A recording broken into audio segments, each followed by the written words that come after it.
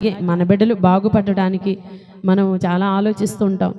తలకిందులు జపాలు చేస్తుంటారు. బిడ్డలు బాగుపడాలి, ఏం చేయాలి, ఏం చేయాలి, ఏం చేయాలి, ఏం చదివించాలి, ఏం పెట్టాలి, ఏం పెడితే బాగుంటారు, పిల్లలు పుష్టిగా ఉంటారు, ఇంకేంటండి ఏం చదివించాలి, లైఫ్లో సెటిల్ అవుతారు, ఏం చేయించాలి వాళ్ళతో అని ఓకే బుర్రగోక్కుంటూ ఉంటారు.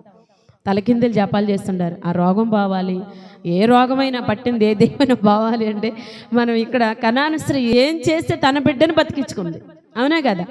ఏం చేస్తే తన బిడ్డని సేవ్ చేసుకుంది, స్వస్థత నుంచి దెయ్యం నుంచి విడిపించుకుంది. ఏం చేసింది? చకచక 4 మాటలు మనం చదివేద్దాం. బైబిల్ గ్రంథంలో చూసినట్లయితే మరి ఇక్కడ బైబిల్ గ్రంథంలో అదే 15వ అధ్యాయంలో 21లో యేసు అక్కడి నుండి బయలుదేరి తూరు సీదోను ప్రాంతంలోకి వెళ్ళగా ఇదిగో ఆ ప్రాంతం నుండి కనాను స్త్రీ ఒకటి వచ్చి ఫస్ట్ ఏం చేసిందండి? ప్రభువు దగ్గరికి వచ్చింది. మన బిడ్డలు బాగుండాలి అంటే మనం ఎక్కడికి వెళ్ళాలండి? దేవుని దగ్గరికి. మనం ఖచ్చితంగా దేవుని సన్నిధికి మనము వెళ్ళాలి. మనటి కాలమందు ఒక సహోదరుడు అంటున్నారమ్మా, మా పిల్లలు బాగా చదువుతున్నారమ్మా అని అన్నాడు. మంచిది నాన్న, మంచిది, బాగా చదువుతున్నారు. అవును, మీ పిల్లలు బాగా చదువుతున్నారంటే ఆ తండ్రి అంటారు, అమ్మా మేము మందిరానికి వెళ్ళినా వెళ్ళకపోయినా, మేము ప్రార్థన చేసినా చేయకపోయినా మా పిల్లలు మాత్రం ఖచ్చితంగా సండే స్కూల్కి వెళ్తారు, శనివారం వెళ్తారు, ఆదివారం వెళ్తారు. ప్రతిరోజు కూడా గంట ప్రార్థన. టీ తాగకపోతే మనిషికి ఎంత తిక్క వస్తుంది? పొద్దున్న టీ అలవాటు ఉన్న వాళ్ళకి టీ తాగకపోతే టీ పడేదాకా ఎలా ఉంటుంది? తలనొప్పి రావటమో, మోషన్ అవ్వకపోవడం, ఏదో ఒకటి ఉంటుంది. వాళ్ళకి ప్రార్థన చేయకపోతే ప్రతిరోజు వాళ్ళకి అంతా చిరాకు అనిపిస్తుంది. ప్రతిరోజు అలా ప్రార్థన చేస్తారంట. నిజంగా నెంబర్ 1గా చదువుతున్నారు. చప్పట్లు కొట్టండి. దేవుని నామానికి స్తోత్రం. Thank you. ఇక్కడ కనాను స్త్రీ ఏం చేసిందండి? ఖచ్చితంగా వెళ్ళింది, దేవుని దగ్గరికి వెళ్ళింది. ఖచ్చితంగా ఎక్కడికి వెళ్ళిందండి? దేవుని దగ్గరికి వెళ్ళింది. మన పిల్లలు బాగుండాలంటే మన పిల్లలను నడిపించడమే కాకుండా మనము కూడా ఎక్కడికి వెళ్ళాలండి? దేవుని సన్నిధికి ఖచ్చితంగా వెళ్ళాలి. మరియ గర్భంలో యేసుప్రభు వారు ఉన్నారు కదా, మరి కన్య మరియ గర్భంలో యేసుప్రభు వారు ఉన్నారు. యేసుప్రభు వారిని మోసుకుంటూ ఆమె ఎక్కడికి వెళ్ళింది? ఎక్కడో జకర్యా గారింటి దైవసేవకుడి ఇంటికి దేవుని సన్నిధికి వెళ్ళింది. అంత గర్భిణితో కూడా వెళ్ళింది ఆ స్త్రీ. నిజంగా గర్భిణీ స్త్రీ అయినా వెళ్ళింది కాబట్టి నిజంగా సృష్టి యావత్తుని మోక్ష మార్గంలో నడిపించే గొప్ప యేసు ప్రభు వారికి జన్మనిచ్చింది. చప్పట్లు కొట్టండి. దేవుని నామానికి స్తోత్రం. Thank you. గొప్ప బిడ్డనిచ్చాడు ఆమెకి. ఎక్కడికి వెళ్ళడం ద్వారా? దేవుని సన్నిధిలోకి వెళ్ళడం ద్వారా, పరిశుద్ధంగా జీవించడం ద్వారా. అలాగే చూసిన మన బిడ్డలు బాగుండాలంటే ఖచ్చితంగా ప్రతి తల్లిదండ్రులు దేవుని సన్నిధికి వెళ్ళాలి.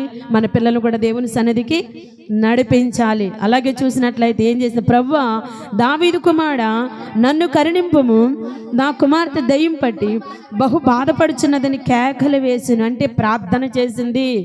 రెండోదిగా ఏం చేసింది? ప్రార్థన చేసింది. ఆ స్త్రీ ప్రార్థన, అయ్యా నా బిడ్డను బతికిచ్చాయా, నా బిడ్డను స్వస్థపరిచాయా, ఆ దయ్యం విలవిలలాడిచ్చేస్తున్నాయా, బాధ పెట్టేస్తున్నాయా, ఇబ్బంది పెట్టేస్తున్నా, ప్రభువా సహాయం చేయని మనిషికి ఎలా ప్రార్థన చేసింది? గుణగుణలాడుతా ప్రార్థన చేసిందా? ప్రార్థన చేస్తే చాలు, అసలు పక్క వాళ్ళకు కూడా వినపడదు. సీక్రెట్గా చేస్తున్నారేంటి ప్రార్థన? సీక్రెట్, లైఫ్ లాంగ్ సీక్రెట్గానే చేస్తావా? ప్రార్థన అనేది వినపడాలి కదా, ప్రార్థన అనేది చేయాలి. చాలామంది ప్రార్థన చేస్తారు, ప్రార్థన వినబడదు, పక్కోళ్ళకు కూడా వినబడదు. అలాగే చూసినట్లయితే ప్రార్థన అసలు చేయరు. ప్రార్థన అనగానే ఎక్కడ లేని నిద్ర వచ్చేస్తుంది, ప్రార్థన అనగానే ఎక్కడ లేని ఆవులింతలు వచ్చేస్తాయి, ప్రార్థన అనగానే ఏదో సౌండ్లో వచ్చి లేచిపోతూ ఉంటారు. అలా ఉంటుంది. కానీ ఇక్కడ చూసినట్లయితే ఆ స్త్రీ తన బిడ్డను బతికించుకోవడానికి ఎంత కేకలేసిందండి. ఇళ్లలో కేకలేస్తారు చాలామంది, పోటు కేకలేస్తారు అంటారు కదా, పెద్ద పెద్ద అరుపులు, పెద్ద పెద్ద కేకలు ఇంట్లో వేసేస్తుంటారు. అందరి మీద అరిచేస్తూ ఉంటారు, పంపుల దగ్గర అరిచేస్తూ ఉంటారు. ఇప్పుడు పంపులు లేవులేండి, ఎవరింట్లో వాళ్ళకి పంపులు. కానీ ఇంట్లో మాత్రం ప్రార్థన అనే స్వరం మాత్రం వినబడదు, రాదు. అందుకే అంటున్నాడు, ఆ కుమార్తె బ్రతకడానికి తల్లి ఎలుగెత్తి ప్రభువా కేకలు వేసి అరిచి దేవుని దగ్గర మొరపెట్టుకుందంట, ప్రార్థన చేసిందంట. ఎప్పుడైతే ఆ ప్రార్థన ఎవరి చెవుల్లోకి వెళ్ళిందండి? దేవుని చెవుల్లోకి వెళ్ళింది. ఇజ్రాయేలీలు కూడా మన నిజంగా అన్ని సంవత్సరాలు బానిస జీవితంలో ఉన్నప్పుడు వాళ్ళు ఏం చేశారండి? అక్కడ ప్రార్థన చేశారా లేదా? ఇజ్రాయేలీలు ప్రార్థన చేశారు, ప్రభువా ఈ బానిస జీవితం నుంచి విడిపించి ప్రభువా, దీంట్లో మేము బంధకాలు ఉన్నాం ప్రభు అని ప్రార్థన చేశారు. వాళ్ళు మొరంట దేవుని యొక్క చెవుల్లోకి వెళ్ళింది, దేవుని సన్నిధిలోకి వెళ్ళిందంట. వెంటనే దేవుడు ఎవరిని పంపించాడు? మోషే ప్రవక్తను పంచి విడిపించాడు. చప్పట్లు కొట్టండి. దేవుని నామానికి స్తోత్రం. Thank you. మనం ప్రార్థన చేస్తే దేవుడు మనల్ని పిల్లల్ని ఏం చేస్తాడండి? విడిపిస్తాడు. ఎటువంటి శోధనలో నుంచైనా, ఎటువంటి దైవశక్తుల నుంచైనా, ఎటువంటి మనిషికి బలహీనతల్లో నుంచైనా మన పిల్లల్ని విడిపిస్తాడు. తల్లిదండ్రుల ప్రార్థన. దేవునికి స్తోత్రం. Thank you. ఎస్. అలాగే చూసినట్లయితే మరొక మాట చదువుకుందాము. అదే 25వ వచనం. ఆయనను ఆమె వచ్చి ఆయనకు మ్రొక్కి, ప్రభువా నాకు సహాయం చేయమని అడిగాను. మూడో మాటగా ఏం చేసింది ఆ తల్లి? మ్రొక్కుబడి చేసుకుంది. ఏం చేసిందండి? మ్రొక్కుబడి. మన పిల్లలు బాగుండాలంటే మనం ఏం చేయాలి? మ్రొక్కుబడి చేసుకోవాలి. దేవుని సన్నిధిలో మ్రొక్కుకోవాలి. బైబిల్ గ్రంథంలో ఎంతోమంది బిడ్డలు ఉన్నారండి. అన్నా ఉంది బైబిల్ గ్రంథంలో. మరి ఆ బిడ్డ కొరకు మ్రొక్కుకుందా లేదా? ప్రభువా నాకు బిడ్డనిస్తే నేను నీ సన్నిధిలో వదిలిపెట్టేస్తానయ్యా, పరిచర్య చేపిస్తానయ్యా, సేవకి ఇచ్చేస్తానయ్యా, ఫస్ట్ బిడ్డన ప్రభువా అని ఆ తల్లి మొక్కుబడి చేసుకుంది. కాబట్టి అసలు గర్భంలో పడకముందే మొక్కుబడి చేసుకుంది కదా. అన్న అసలు పిల్లోడు గర్భంలో పడ్డాడా? లేదండి. పిల్లోడిని అడిగే ముందు, గర్భంలో పడకముందు బిడ్డనిస్తే నేను ఇలా చేస్తానని మొక్కుబడి చేసుకుందండి. అసలు పిల్లోడు గర్భంలో లేకముందు మొక్కుబడి చేస్తుంది కాబట్టి ఎలాంటి బిడ్డనిచ్చాడని, ఇచ్చే బిడ్డను కూడా అసలు ఎంత నెంబర్ 1 బిడ్డని ఇచ్చాడండి. రాజుల్ని సౌలు రాజుని ఎవరు అభిషేకం చేశారు? సమయలే కదా. అలాగే దావీదు రాజుని ఎవరు అభిషేకం చేశారు? అంటే రాజుల్ని కూడా అభిషేకం చేసే గొప్ప ప్రవక్తనిచ్చాడు. చప్పలు కొట్టండి. దేవుని నామానికి స్తోత్రం. Thank you. చాలామంది కూడా ఇలా మొక్కుబళ్ళు చేసుకోరండి. పిల్లలు ఎన్ని బాధలన్నా పడి, ఎన్ని శ్రమలన్నా పడి అస్సలు మొక్కుకోరు. దేవుని దగ్గర మొక్కుబళ్ళు అనుకోరు. కొంతమంది అనుకుంటారండి. ఎందుకంటే ఎవరికీ తెలియదు, వాళ్ళ మనసుకే తెలుసుగా. మొక్కుబడి అనుకునేది అవునా కదా. వాళ్ళ మనసుకే తెలుసు కాబట్టి అనేసుకుంటారు. ఆ కార్యం జరిగిన తర్వాత వాళ్ళ మనసుకే తెలుసు కాబట్టి ఎవరికి తెలియదు కాబట్టి వదిలేస్తారు. ఇక దాని గురించి అసలు పట్టించుకోరు. ఎందుకంటే ఎవరు తెలియదు కదా. కానీ ఎవరు తెలుసు? హృదయ రహస్యాలు ఎరిగిన దేవుడు మన యేసుప్రభువు కదా. ఆయన తెలుసు కదా. ఆయనకి సమస్తం తెలుసు. ఇలా వదిలేస్తుంటారు. మళ్ళీ ఏదో ఒక బండ పడాలో, ఏదో ఒక శోధన రావాలో, ఏదో బలహీనత వచ్చిన అప్పుడు గుర్తవుతుంది ఎందుకు ఇలా వచ్చింది అని చెప్పేసి అప్పుడు గుర్తొచ్చి అప్పుడు చేస్తున్నారు. అలా కాదండి. ఇక్కడ ఆ సహోదరి వెంటనే చకచక చూడండి, ఆ పారాగ్రాఫ్లోనే చకచక తాను దేవుని దగ్గరికి రావటం కానీ, ఎలుగెత్తి ప్రార్థన చేయటం కానీ, వెంటనే ఆమెకు ఆలోచన వచ్చింది. దేవుని దగ్గర మొక్కాలి, తీర్మానం చేసుకోవాలి అని చెప్పేసి మొక్కింది. వెంటనే దేవుడు మొక్కుబడిని ఏం చేశాడండి? అంగీకరించాడు. చప్పట్లు కొట్టండి. దేవుని నామానికి స్తోత్రం. Thank you. మన మొక్కుబళ్ళ ద్వారా దేవుడు మనకి ఎన్నో మేలులు చేస్తారండి. మన దేవుని దగ్గర సాక్షివైన మొక్కుబడి, అలాగే చూసినట్లయితే మరి పాట పాడతానన్న మొక్కుబడి, అవునా కాదా? ఇవన్నీ మొక్కుబడిలేనండి. ఇలా మొక్కుబడి మనం చేస్తే ఖచ్చితంగా మన పిల్లలు హ్యాపీగా ఉంటారు, సంతోషంగా ఉంటారు, ఆరోగ్యకరంగా ఉంటారు. దేవుని నామానికి స్తోత్రం. Thank you. ఎస్. అలాగే 28వ వచనం కూడా చూద్దాం. అందుకు యేసు, అమ్మా నీ విశ్వాసము గొప్పది. 4వది ఏంటంటే విశ్వాసము. 4వది ఏంటండి? విశ్వాసం. ఇంకెంత కార్యం జరగాలంటే ఎంత విశ్వాసం ఉండాలి, అవునా కదా? చాలా విశ్వాసం. మాటలు కాదు కదా. అప్పటికప్పుడే కార్యం జరగాలంటే మాటలండి. అసలు ఎంత భక్తి ఉంటే, ఎంత విశ్వాసం ఉంటే, ఎంత యొక్క దేవుని మీద ఇష్టం, చాలా ప్రేమ కదా, అంత ఉంటేనే కదా వెంటనే కార్యం జరుగుతుంది, అవునా కదా? చాలామంది బలహీనతలు వస్తాయి. కొంతమంది ఏమో హాస్పిటల్ చుట్టూరు తిరుగుతూ ఉంటారు, అసలు సక్సెస్ అవుతుంది. ఆ మెడిసిన్ అనేది పనిచేయదు.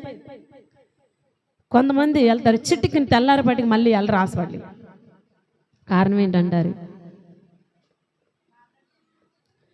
ప్రార్థన. ఫస్ట్ ప్రార్థనే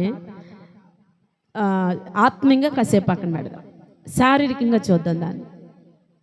కొంతమంది తిరుగుతూ ఉంటారు, అవ్వదు. కొంతమంది ఒక్కసారి, రెండోసారి అస్సలు వెళ్ళరు, రోగం తగ్గిపోతుంది. కారణం ఏంటో తెలుసా? ఒక పేషెంట్ వెళ్ళినప్పుడేమో వెళ్తారు, మామూలుగా రోగం చెప్పుకుంటారు, ఇచ్చే మెడిసిన్ తీసుకుని వచ్చేస్తారు. నెక్స్ట్ పేషెంట్, ఇంకో పేషెంట్ వెళ్ళాడు అనుకో, ఒక మాట చెప్తాడు. ఏమనంటే, డబ్బులు ఎక్కువైనా పర్లేదు, మంచి మెడిసిన్ ఇవ్వండి. ఏం చెప్తాడు? డబ్బులు ఎక్కువైనా పర్లేదు, నాకు మంచి మెడిసిన్ ఇవ్వండి. మీరు చెప్పట్లేదా? కొంతమందికి ఇది చెప్పరండి. అంటే జనరల్గా అందరికీ ఇచ్చేటట్టుగా ఇచ్చేస్తారు. ముఖ పరిచయం ఉన్న వాళ్ళకి, ఎప్పుడు బాగా తెలిసిన వాళ్ళు ఏంటంటే, పర్లేదు అనుకున్న వాళ్ళు ఏమంటారు? మంచి మెడిసిన్ ఇవ్వండి. చెప్తారా లేదా?